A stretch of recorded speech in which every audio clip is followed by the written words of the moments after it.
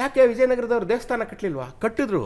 ಏನು ಕಟ್ಟಿದ್ರು ಇವರು ವಿಜಯನಗರದವರು ತಮ್ಮ ಸಾಮ್ರಾಜ್ಯವನ್ನು ಶುರು ಮಾಡಿದಾಗ ಇಡೀ ದಕ್ಷಿಣ ಭಾರತಾದ್ಯಂತ ಇದ್ದಿದ್ದು ನಮ್ಮ ಹೊಯ್ಸಳರ ದೇವಾಲಯಗಳು. ಕಣ್ಣು ನೋಡಿದಷ್ಟು ನೋಡಬೇಕು, ಅಷ್ಟು ಸೌಂದರ್ಯಯುತವಾದಂಥ ದೇವಸ್ಥಾನಗಳನ್ನು ಹೊಯ್ಸಳರು ಕಟ್ಟಿದ್ದಾರೆ. ನೀವು ಅದೊಂದು ಚಿಕ್ಕದೇ ಇರ್ಬೋದು, ದೊಡ್ಡದೇ ಇರ್ಬೋದು, ನೋಡೋಕೆ ಕಣ್ಣು ಸಾಲಲ್ಲ. ಗೋವಿಂದನ ಹಳ್ಳಿಯಲ್ಲಿ ಇರತಕ್ಕಂಥ ಪಂಚಲಿಂಗೇಶ್ವರನ ದೇವಸ್ಥಾನ ಒಂದು ದಿನ ಎಲ್ಲ ನೋಡ್ಬೋದು. ಕಿಕ್ಕೇರಿಯಲ್ಲಿ ಇರತಕ್ಕಂಥ ವೇಣುಗೋಪಾಲನ ದೇವಸ್ಥಾನ ಒಂದು ದಿನ ನೋಡ್ಬೋದು. ನೀವು ಅಷ್ಟು ಬ್ಯೂಟಿಫುಲ್ ದೇವಸ್ಥಾನ, ಒಂದೊಂದು ದೇವಸ್ಥಾನ ಒಂದೊಂದು ದಿನ ನೋಡ್ಬೋದು. ಅಂಥ ದೇವಸ್ಥಾನಗಳನ್ನು ಇವರು ಪ್ರೊಟೆಕ್ಟ್ ಮಾಡಿದ್ರು.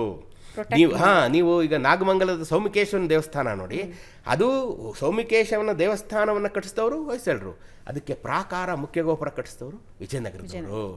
ಅದನ್ನೆಲ್ಲ ಇವರು ಪ್ರೊಟೆಕ್ಟ್ ಮಾಡಿದ್ರು.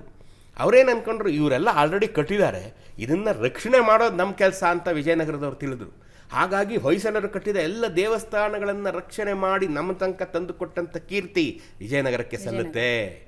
ಅವರು ಅವತ್ತು ಒಂಚೂರು ಅದನ್ನು ನೆಗ್ಲೆಕ್ಟ್ ಮಾಡೋದು ಇವತ್ತು ನಮ್ಮ ಕಣ್ಣಿಗೆ ಅದು ಸಿಗ್ತಾ ಇರಲಿಲ್ಲ. ಅವರು ಅದನ್ನೆಲ್ಲ ಭದ್ರವಾಗಿ ತಾವು 250 ವರ್ಷಗಳ ಕಾಲ ಪ್ರೊಟೆಕ್ಟ್ ಮಾಡಿ ನಮಗೆ ಕೊಟ್ಟರು.